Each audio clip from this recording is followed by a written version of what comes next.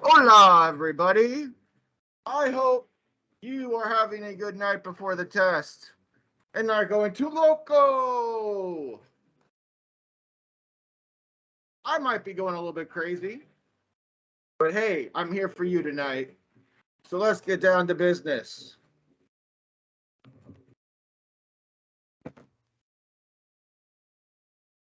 All right. Hope y'all are doing well. And excuse this insanity. For real, I hope y'all do really well. I want y'all to do well and try your best. If I was a little tense or snappy at people, it's because I generally do want y'all to do good on this thing. And, um, you know, I feel as if I could have, you know, done a bit better this year. But what can you do? We are where we are now. So we have to optimize our situation. And I'm going to do this pretty quick, so it won't be long, hopefully, depending on technology. And then I'm going to do another one going over the Civil War a little bit more because that is what your test tomorrow's on. I'm going to make another video as well for the test on Friday and what's going to be on that. Okay. So as you can see here in your syllabus, your test tomorrow, paper 1, American option, is on the Civil War and Reconstruction.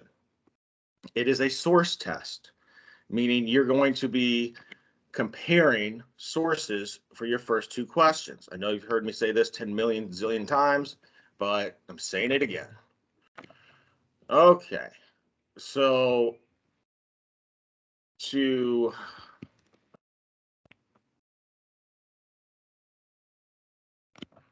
write the first, to answer the first question, it's going to ask you to compare 2 of the sources they give you. Usually it's going to be A, B, C, and D, and they will ask you to compare A and D, B and C, something like that. When you do that, you read the sources, you try to understand what they are telling you and the historical context surrounding them. So this is the Civil War. So it's going to be surrounding the issues with the Civil War. And then you identify the similarities and the differences between the 2 documents. So what do they share? What do they have in common? What issue do they both agree on? Do they both want the Union to stay together? Do they both want slavery to end? Do they both want slavery to be extended? Do they both want the North to win? And then you're going to find out how they differ. And that could be anything from different strategies with the war. If Lincoln was right to suspend habeas corpus or wrong to suspend it in the midst of wartime. So if you look at this document, this goes over how you can set up your paper. So paragraph 1 is your thesis statement, which basically just talks about the documents, what they're about, and their similarities and differences. And you craft that in the best way possible around those topics. So you find out what the similarities are and the differences and the historical context to craft your first paragraph. Your second paragraph, you describe the similarities between the 2 sources, what they have in common, and you should try to use the details from the document to do so. Quotes from the document are extraordinarily helpful with this particular question. Same thing with your third paragraph, just this time with differences.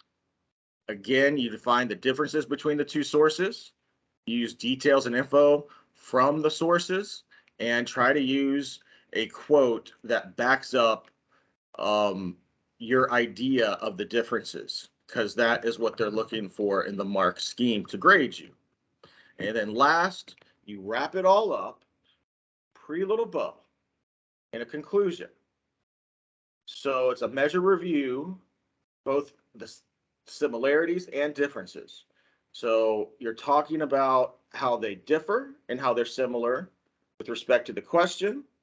And overall, what's the main similarity or similarities? That could be the case. And what is the main difference or differences? So this is your wrap up. And that's the first portion.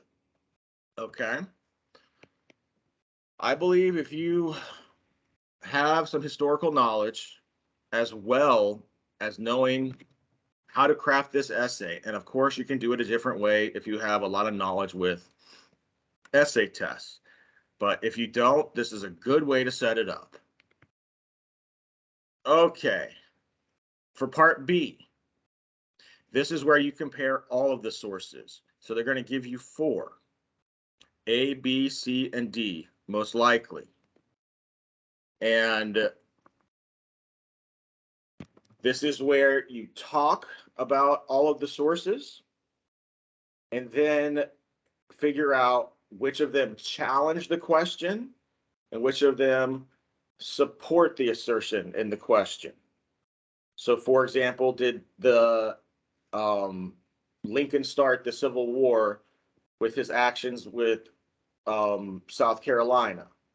And then you can have 4 sources. 2 of them could claim that he, overreacted by or provoked South Carolina by sending that ship with food down to the fort.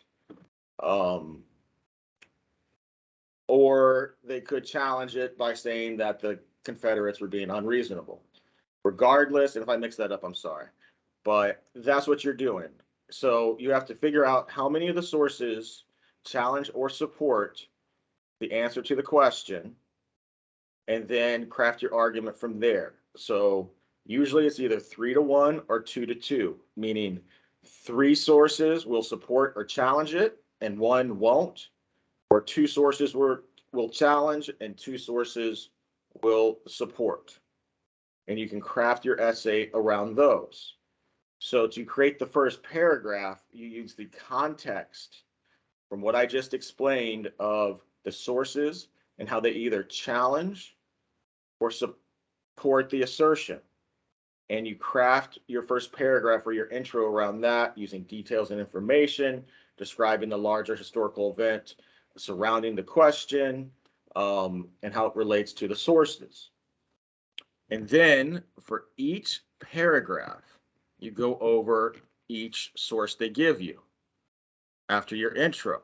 So your second paragraph should talk about source A, and if it either challenges or supports the assertion, you should try to use details and info from inside the document, and outside knowledge will help as well. If you can include a quote from the document, that would also be very good and very helpful for your score. Same thing with paragraph 3, this time with source B. Again, you're figuring out if it either challenges or supports the assertion. Use details and info from inside the document and your outside knowledge to craft the response, and then try to utilize a quote. I would always suggest doing that in the middle of your paragraph. But if you've done it at the beginning or ending and they haven't taken off points for that, that's fine. But in college, keep it in the middle. Anyways, don't worry about that too much. If you get a quote in there to back up your claim, that's big. That's good. That's bueno. So then paragraph 4, source C, same thing I just said. I won't repeat it. Then source D, same thing. So you're going over for each source if they challenge or support the assertion. Use details from the document and your outside knowledge and try to include a quote. Then you do your conclusion and you restate how sources A, B, C, and D either support or challenge the assertion.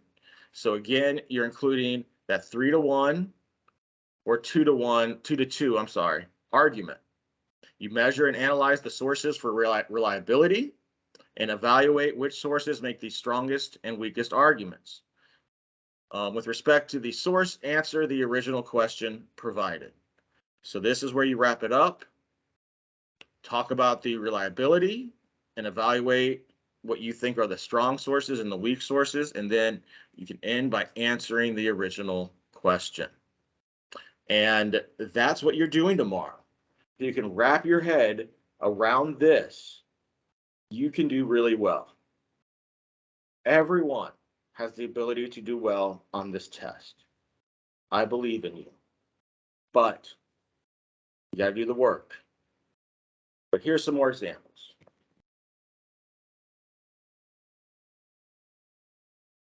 So we know it's on the Civil War.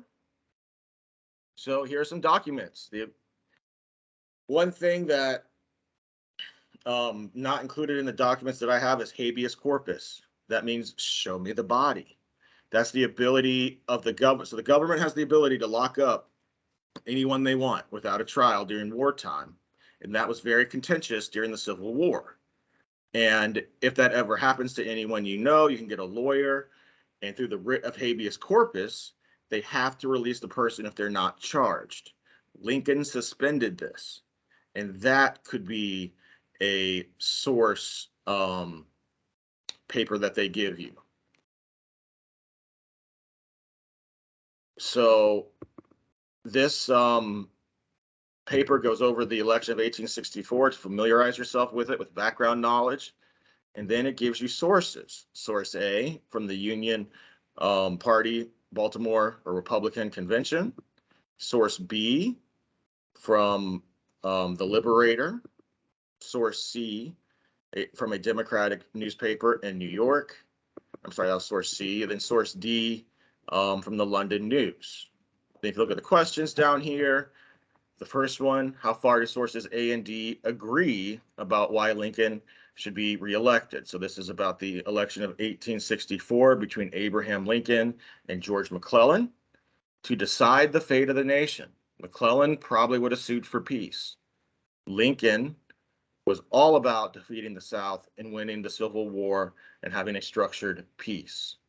And a lot of people at that time thought he would actually lose this election until the votes started coming in. And people realized how much the American public was behind this war.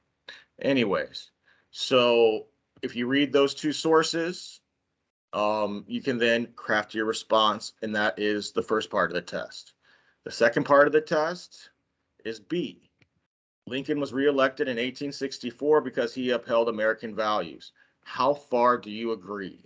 And that's where you go through each of the sources and you explain if they either support or challenge this assertion. So,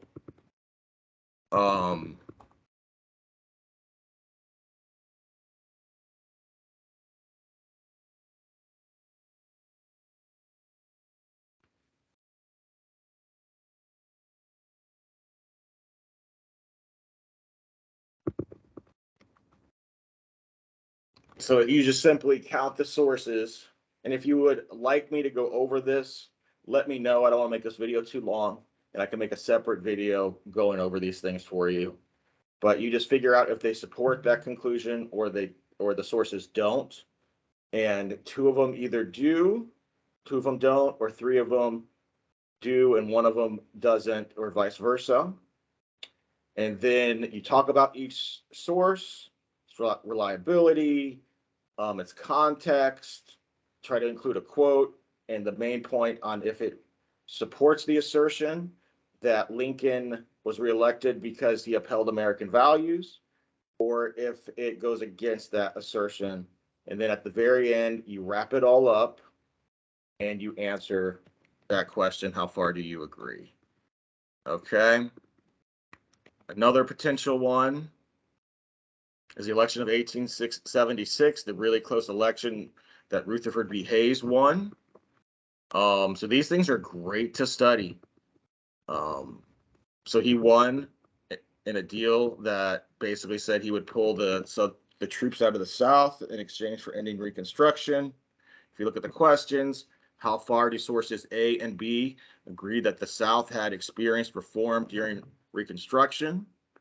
Read each of the two sources, find the similarities and the differences. Then for the second question, read A through D and follow the same process I explained before. Another good example is the Trent Affair. You could see that. That was when the Union got into a little bit of hot water with Britain when we stopped a ship that had diplomats from Britain that were meeting with Confederates, and we held them. And it led to a little bit of issue between the Union or the United States and the British. And then again, you follow the process. All right. So if you want me to go over those individually, message me or see me in the morning. I'll be there early. I can go over them with you. So to create a strong paragraph, now if this is too much, don't worry about this, but if you're wondering how to make a good, strong paragraph, you can use the ties strategy. That's where you have a strong topic sentence. Then you introduce the details, evidence, quotes, outside info, and descriptions, the poncho analysis. Then you can explain. Then E is explain, elaborate. So elaborate how the details support the purpose of the paragraph. And then S is to summarize. So that may help you out. And then down here are some transition words that can really help you. If you just take a look at those, you know, you might be able to make a stronger essay that way. Also, or similarly, or hence, I think it's good for you. See what I did there? Transition words. Yeah, I know. I'm silly. Okay. And then the poncho tool. So this is an analysis tool. See what I did there? Luchador. Lucha Libre. So that's purpose, origin, nature, credibility, historical context, and outcome. Just a way you can analyze sources. And that's, that can help you. But what I went over earlier in the video is the core of what you're doing tomorrow. All of you can do a very good job on this. If you have any questions, please let me know. I'll be making another video on the Civil War if you need it. But I will be making for sure a video for Friday that goes over the origins of the Civil War, the Progressive Era, the Gilded Age, then the Progressive Era, then the New Deal, and going over all of that content for you to do well on that test. I'm also going over how to answer those questions. So I hope you do well tomorrow. You may or may not see me around. I'm not even sure where I'll be at this point. They keep changing it. But if you're not sure where you are, look at that schedule that I have posted in Canvas. It's the student test taking time schedule.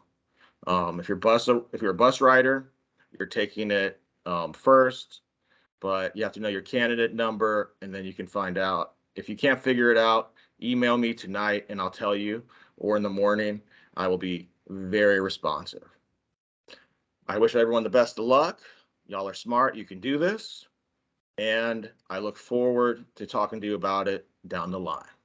Y'all have a great night. And